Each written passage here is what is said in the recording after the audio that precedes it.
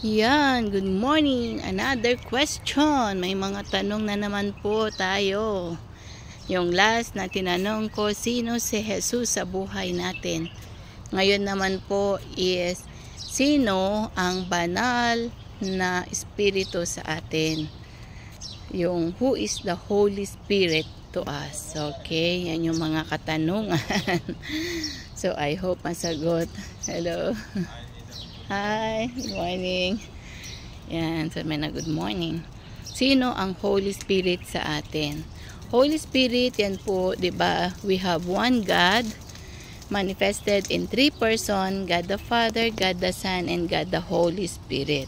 Ang Holy Spirit po, yan yung kasama natin ngayon nung umakyat si Jesus sa kalangitan. Iniwan po niya ang banal na espiritu. Kaya ang banal na espiritu po ay nasa atin.